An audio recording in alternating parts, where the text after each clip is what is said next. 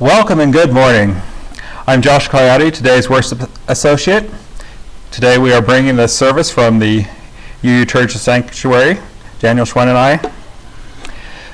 So welcome to this morning, this day, and this opportunity to be together in virtual community. Our weekly announcements are, we would like everyone to sign into the chat box to the right of your screen. This will let us know who's joining us. We will be having sorrows, concerns, and joys after time for all ages. At that time, we'll read those that came in earlier by email, and we will also read those that have come in the chat box.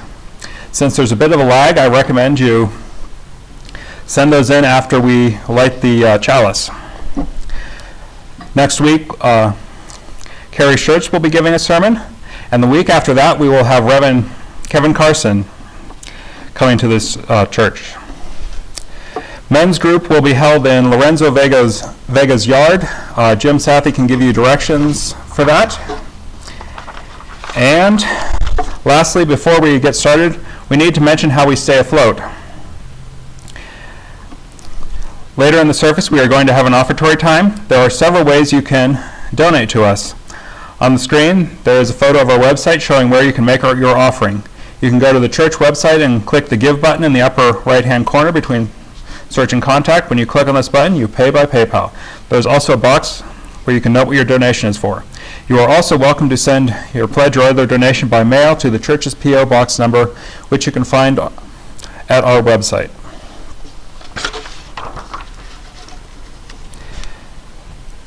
We will now move into the sacred time of our worship.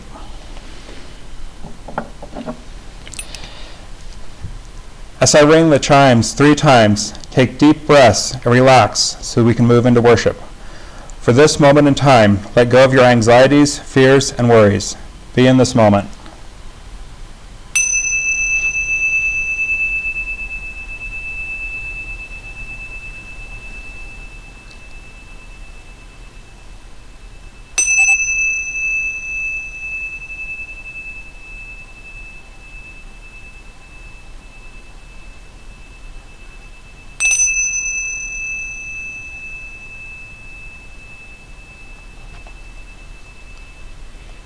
We will now begin our service with our prelude.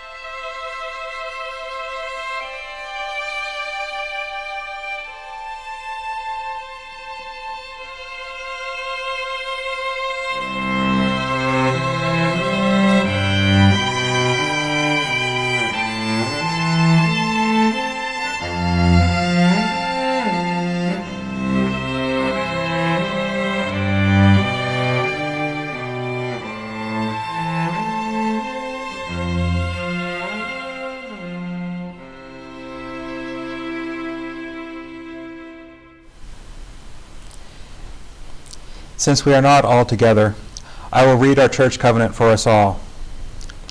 If you'd like, feel free to read along with me. Love is the spirit of this community, and service its law. This is our great covenant, to dwell together in peace, to seek the truth in love, and to help one another. We will now be lighting our chalice. If you have a candle or chalice available, please light yours with me.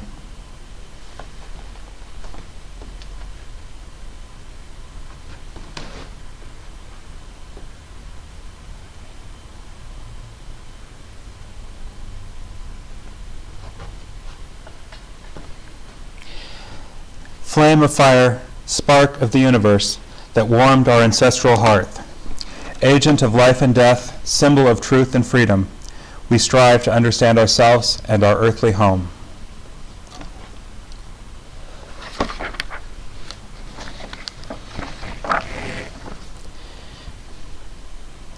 Cherish your doubts, for doubt is the attendant of truth. Doubt is a key to the door of knowledge. It is a servant of discovery. A belief which may not be questioned binds us to error, for there is incompleteness and imperfection in every belief. Doubt is the touchstone of truth. It is an acid which eats away the false. Let no one fear for the truth, that doubt may consume it, for doubt is a testing of belief. The truth stands boldly and unafraid. It is not shaken by testing. For truth, if it be truth, arises from each testing stronger, more secure. Those that would silence doubt are filled with fear. Their houses are built on shifting sand. But those who fear not doubt and know its youth are founded on rock. They shall walk in the light of growing knowledge. The work of their hands shall endure. Therefore, let us not fear doubt, but let us rejoice in its help. It is to the wise as a staff to the blind. Doubt is the attendant of truth. And now let us have our opening hymn, Guide My Feet, 348.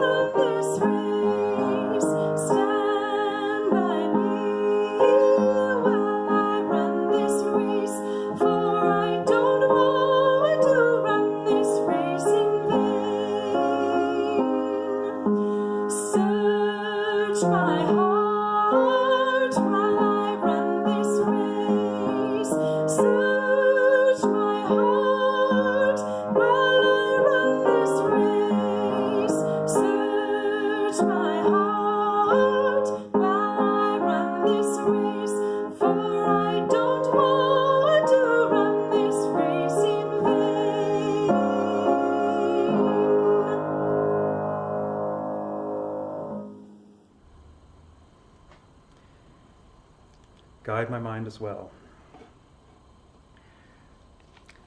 So, we will be doing the sorrows, concerns, and joy after Time for All Ages, so please add them to your chat box now if you haven't already.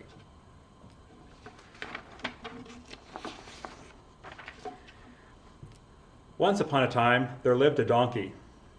It was very lazy and always wanted to sleep. One day, it was searching for food.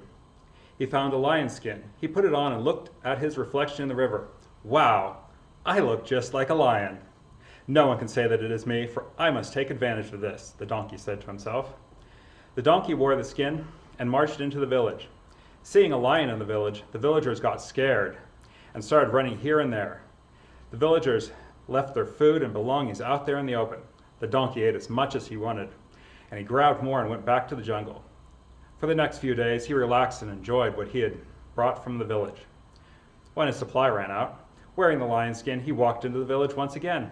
The villagers once again ran at the sight of the lion, and the donkey gathered more.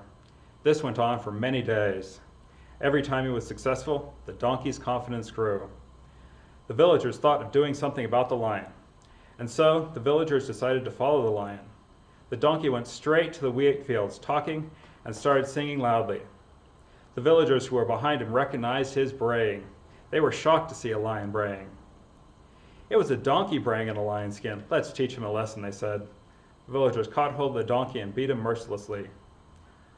Moral of the story, a fool may deceive by his dress and appearance, but his words will soon show what he really is.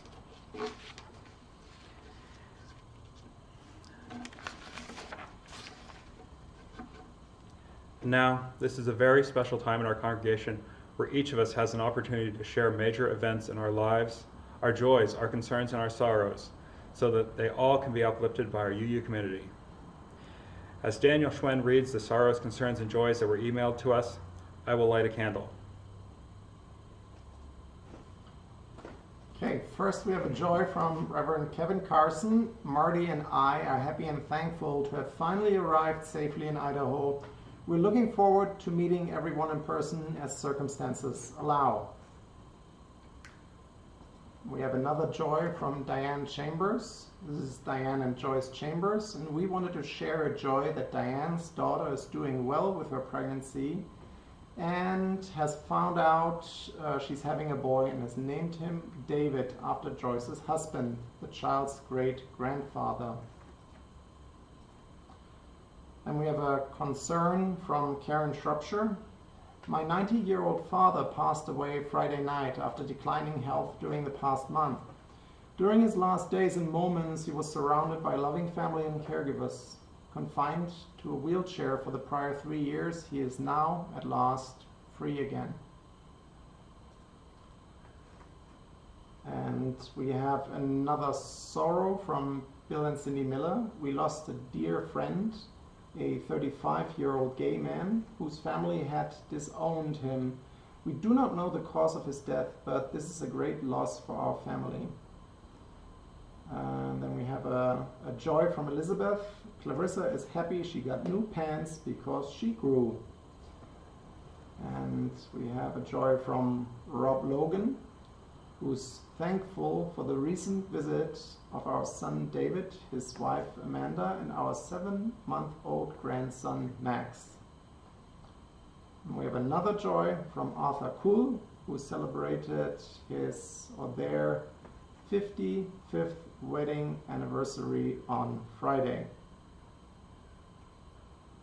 I will hang on for a few more seconds, as we do have a bit of a lag between the recording here and the transmission to you. It looks like those were all joys and concerns. Oh, we have another sorrow actually from Anita Carpenter. A friend's father died from COVID-19. I think that's it.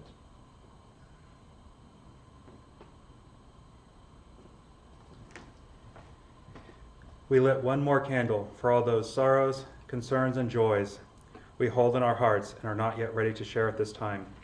Know we lift up our love for you, and we are all in this together.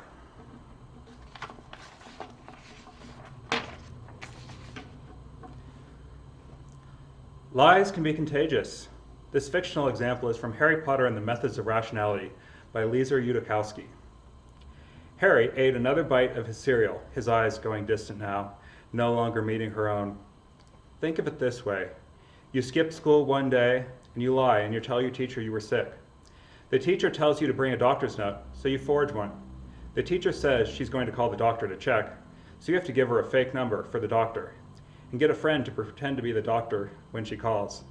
Hermione said, "You did what?" Harry looked up from his cereal then.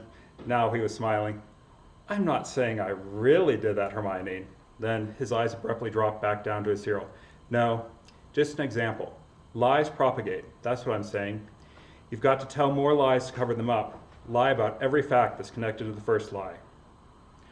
Like Eliezer Yudikowsky's example, trying to keep a lie from being found out often requires more lies. And that results in more trouble than if you just admitted to the mistake at the start. Lies can be contagious. In Australia, there was a former judge named Marcus Einfeld. In 2006, a speed camera caught his car going 60 miles per hour in a 50 kilometer per hour zone. He got a $77 Australian fine for this. Marcus Einfeld went to court and contested it, stating that his car was being driven by his friend Teresa Brennan at the time. After this was investigated, it was found out that his friend Teresa Brennan had actually died in 2003. Marcus then said it was a different Teresa Brennan. The end result was that instead of a $77 fine, Marcus Einfeld ended up sentenced to 2 years in prison for perjury and perverting the course of justice. The truth became the enemy of Marcus Einfeld, and he tried to make up lies on top of lies to cover it up. Eliezer Yudikowsky has said, "If you once tell a lie, the truth is ever after your enemy." Covering up the truth has happened too many times in our own country's history. Watergate's one example. On June 17, 1972, security guard Frank Willis noticed tape covering the door latches in the Watergate complex. This led to detecting a break-in of the Democratic National Committee's headquarters.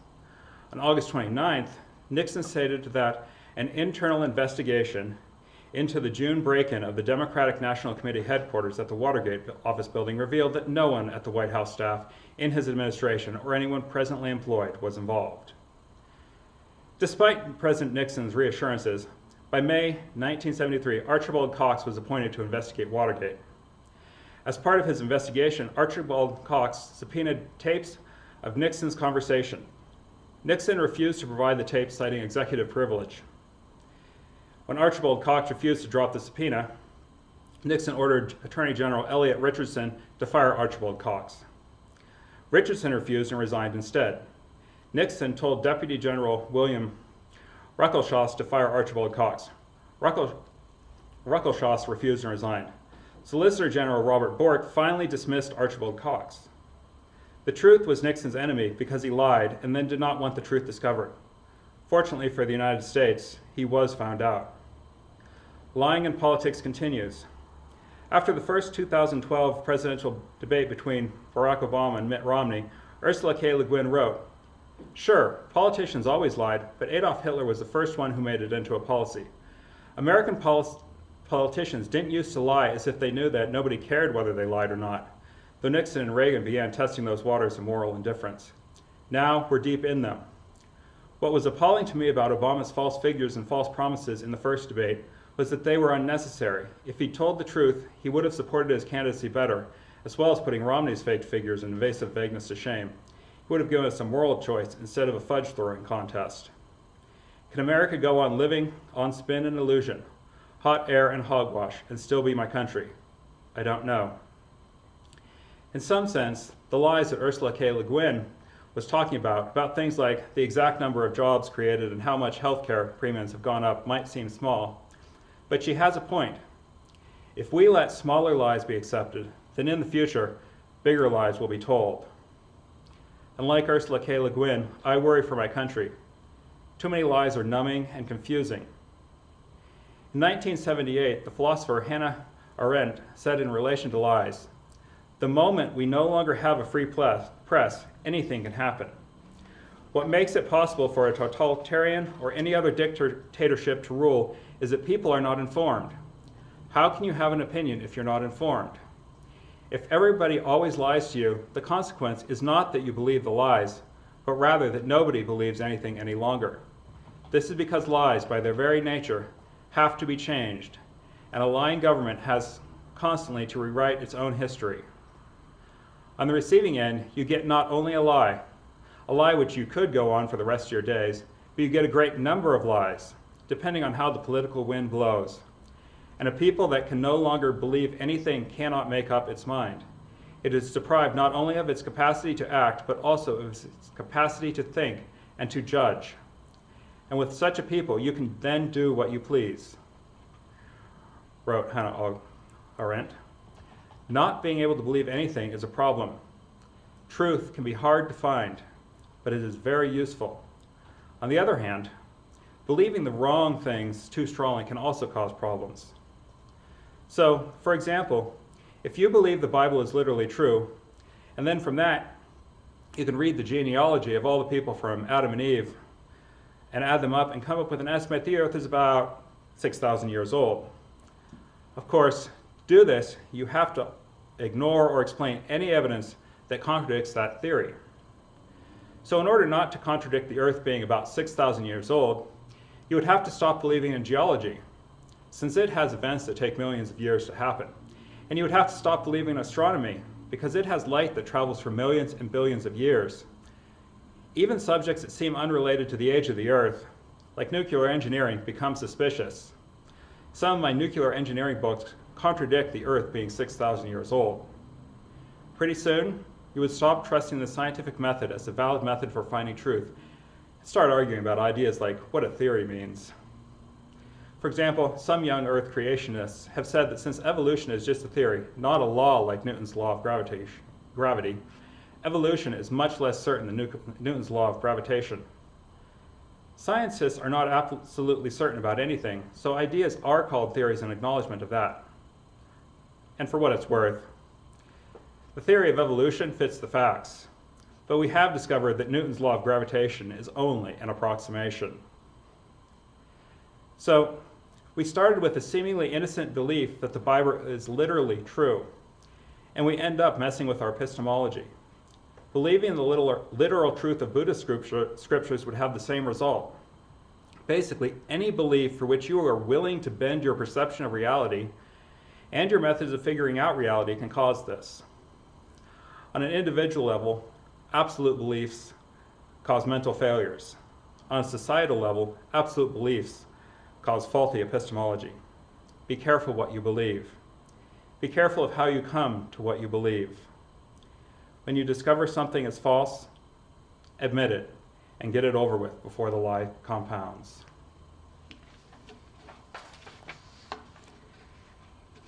Now for our offertory.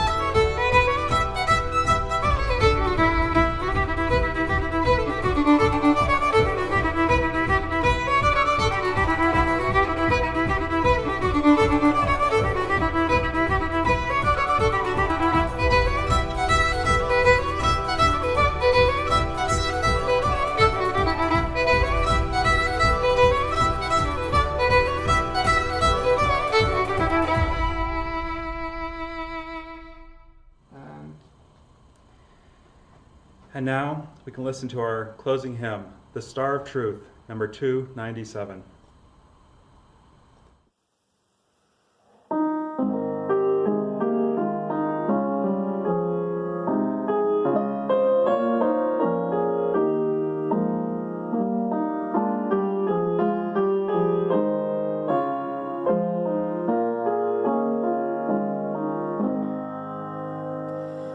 The star of truth that dimly shines.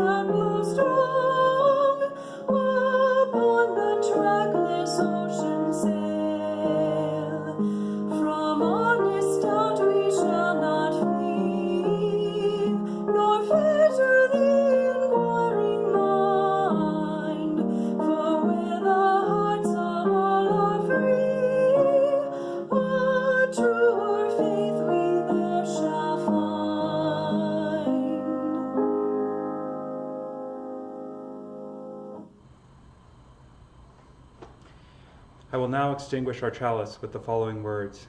If you wish, join me in reciting the reading. We extinguish this flame, but not the light of truth, the warmth of community, or the fire of commitment. These we carry in our hearts until we are together again.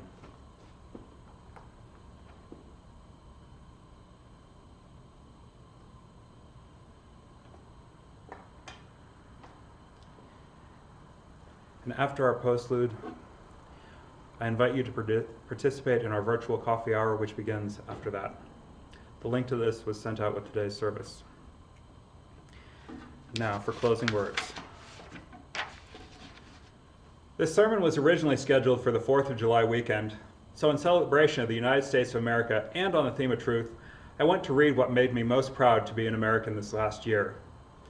This and related events was also part of what led me to this sermon.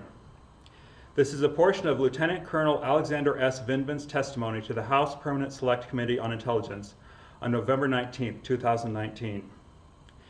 Next month will mark 40 years since my family arrived in the United States as refugees.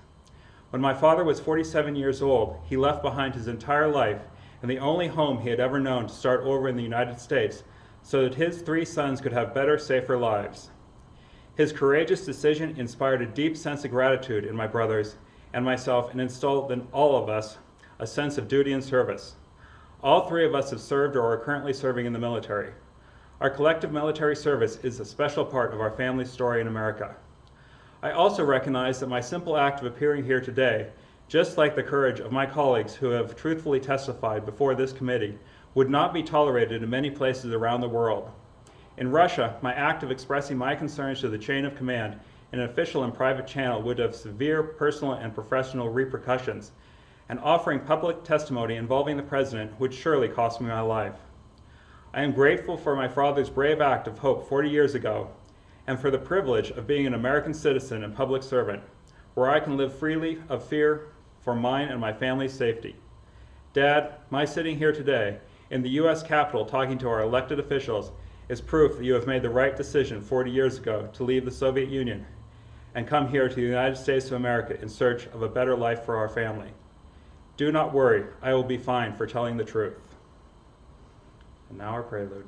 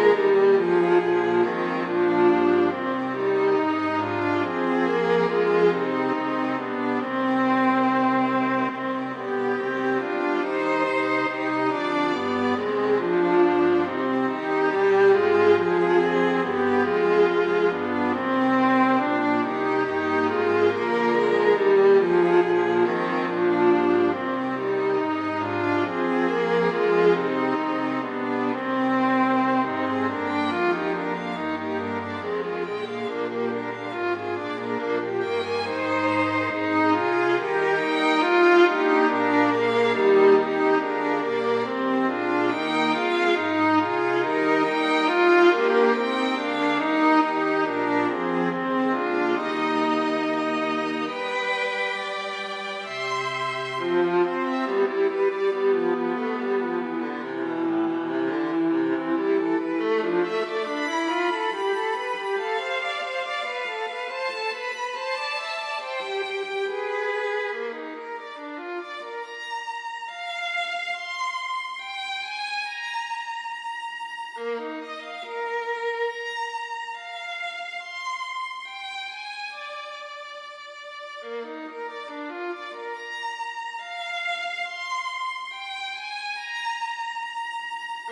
you.